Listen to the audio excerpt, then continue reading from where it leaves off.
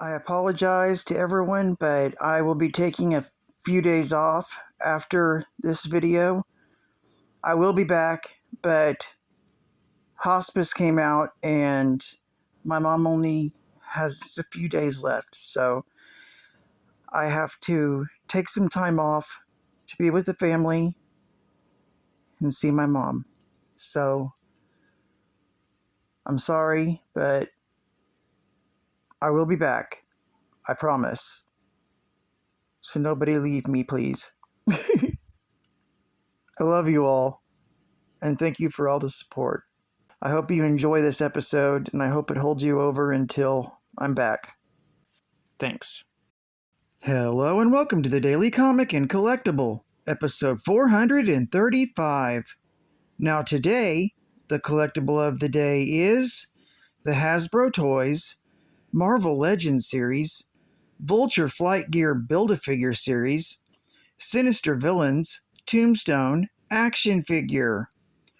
When the battle for justice is underway, artificial enhancements make these villains stronger, faster, and even more of a threat.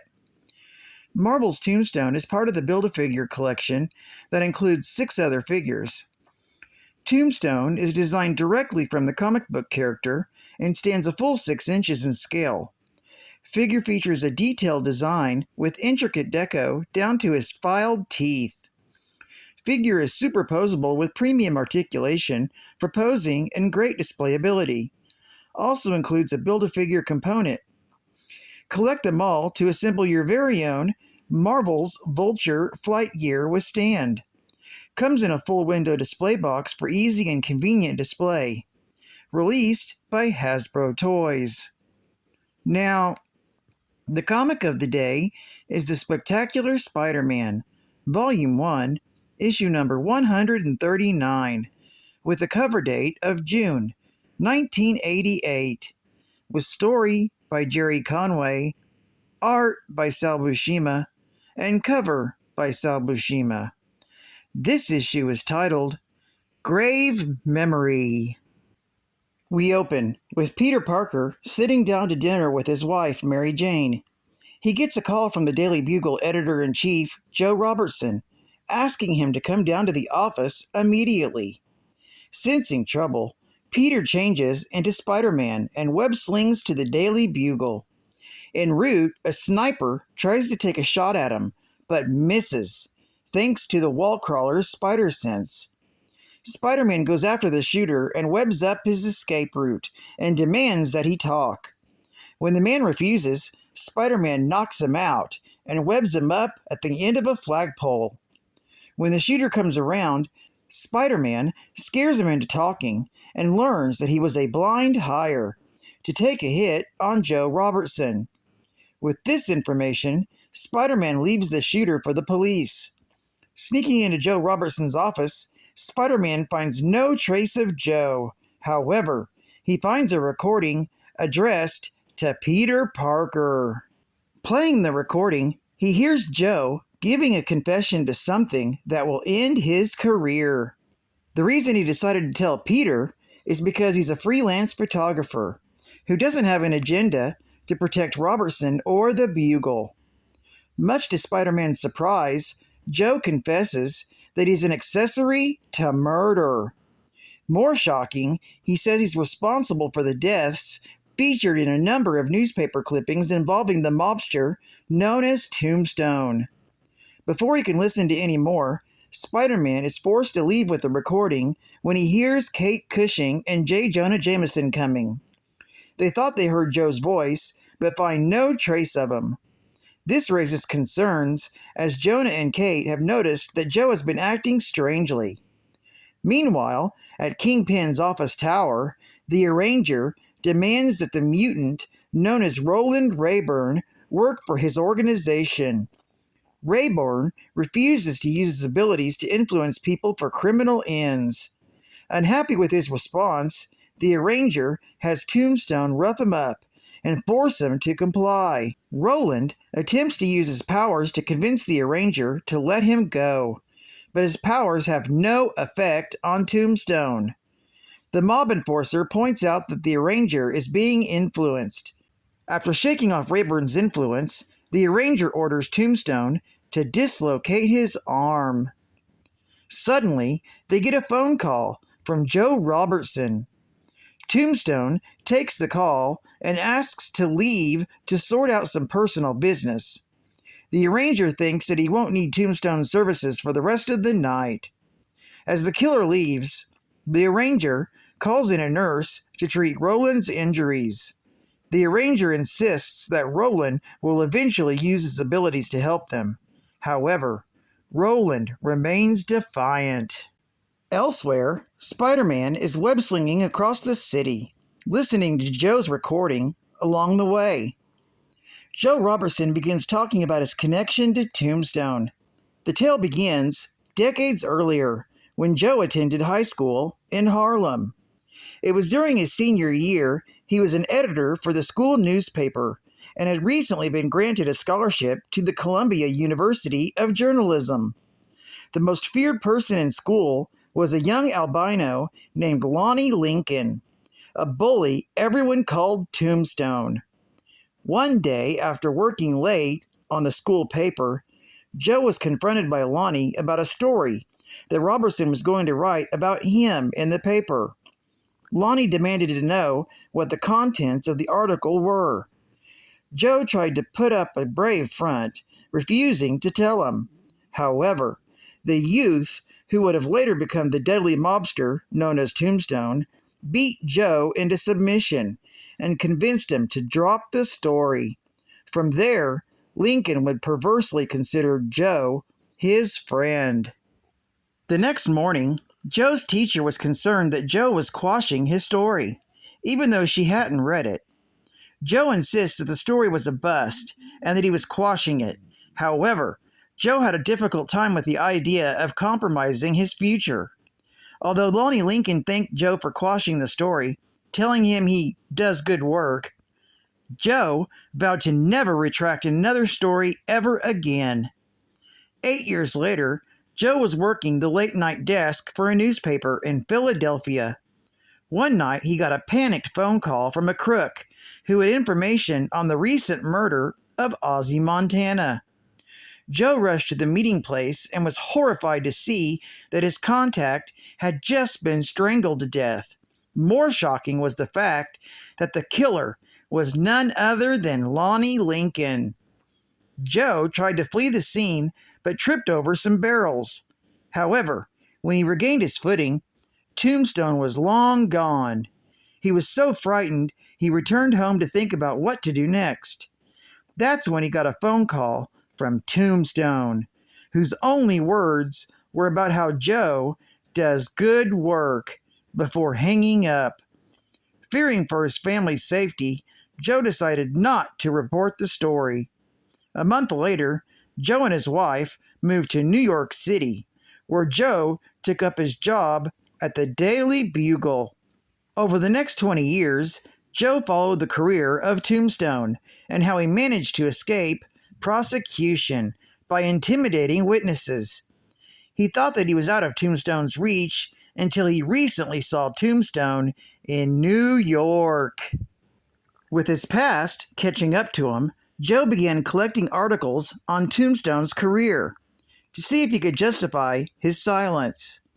His feelings of guilt got worse when he had a confrontation with Tombstone a few days earlier. Recently, he was at a pub that is frequented by reporters from the Daily Bugle. There, he overheard Ben Ulrich talking about the rumors that were swirling about Tombstone. He then snapped at Ulrich to do his job as a reporter and follow up on these rumors. He then stormed out of the bar when he came upon a newspaper box that had a headline story on the increase in mob killings in the city. Losing his temper, Joe punches the newspaper box, doing nothing more than cutting his knuckles. It was then that he vowed to end his shame once and for all by confronting Tombstone that very evening. Hearing this, Spider-Man goes to the Kingpin's office and orders the Arranger to tell him where Tombstone is meeting with Joe Robertson. The Arranger plays coy about hiring Tombstone, but suggests that Spider-Man might want to go to Battery Park. At that very moment, Joe Robertson meets with Tombstone in the pouring rain. Pulling a gun on Tombstone, Joe is determined to take Tombstone in for his crimes. However, Tombstone is faster than Joe and easily disarms him and grabs him in a bear hug. Disappointed that Joe is no longer honoring their arrangement and breaks Joe's back. Hearing his screams, Spider-Man rushes to Joe's aid. Spider-Man finds the crippled body of Joe, but no sign of Tombstone. When Spider-Man tries to offer his aid, Joe tells the wall crawler not to move him, as his back had been broken. To be continued in issue 140. Geek Fact. This issue is considered a key issue, being the first cover appearance of Tombstone and the origin of Tombstone. Bonus Geek Fact. The device depicted is a tape recorder. Just in case I have some younger watchers who don't know what that is, since they have become obsolete. Another bonus geek fact.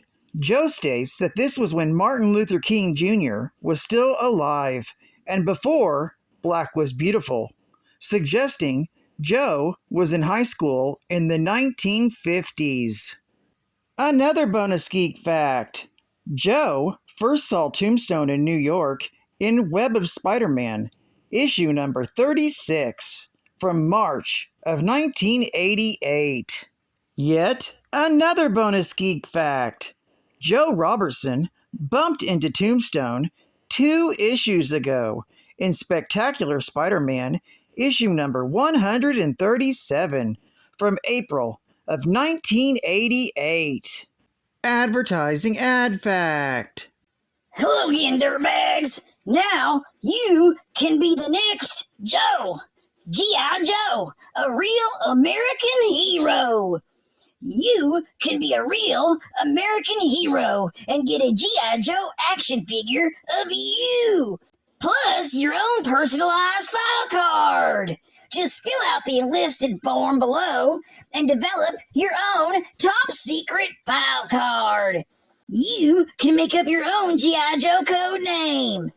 You can even choose when you're at your best in high-stress situations, when endurance is called for, when faced with difficult decisions, or in the heat of action. You can even choose if the G.I. Joe team members consider you to be a good friend to all, the type of man who inspires respect, an offbeat combination of military skill and artistic talent, or a maverick. No one can keep up with you for long. You can even choose your service branch, the Army, the Navy, the Air Force, the Marines, or the Coast Guard. You can choose your primary military specialty and your secondary missionary specialty. You can even choose what kind of weapons you're an expert at, without even trying them. You can even choose to be a martial arts expert. And you can choose your schooling and your training. As a member of the G.I. Joe team, you get this G.I. Joe action figure of you, a personalized file card, and the official Steel Brigade patch. To become a member of the G.I. Joe team, just fill out your enlistment information and complete your order form below. Become a member of the G.I. Joes today! Hey, bub. There are 2 ways to get these pins. Buy them or take mine. Choose from Spider-Man, Silver Surfer, Wolverine, Daredevil, Spider-Man, or Captain America at $5.95 each, or 3 for $15. Order yours today from Planet Studios. And final geek fact. Alonzo Lincoln is a supervillain depicted as a hulking albino man with filed teeth. He's a notorious crime boss in New York City who's primarily an enemy of Spider-Man and Daredevil.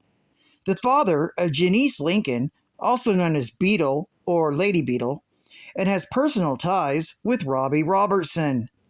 Alonzo earned the name Tombstone for the many lives he's taken and became one of Kingpin's top hitmen. He eventually gained superhuman abilities in one of his attempts to kill Robertson at the Oscorp chemical plant. Robertson shot him and trapped him in a chamber containing experimental gas. It had a mutagenic effect on his body, enhancing his strength and other physical abilities. He now possesses strength and reflexes far beyond his original limits to abnormal levels. He can withstand extreme heat and cold, great impact forces, high caliber bullets, and even toxic vapors. He's filed all his teeth into razor sharp points for intimidation. Tombstone's first appearance was in Web of Spider-Man, issue number 36, from March of 1988, and he was created by Jerry Conway and Alex Saviuk, and became a regular in Spectacular Spider-Man. Well, I'd like to thank you for joining me for another Daily Comic and Collectible, and I hope to see you again next week. This is Cat Fan Comics Man, and I'll catch you on the flip. Over and out.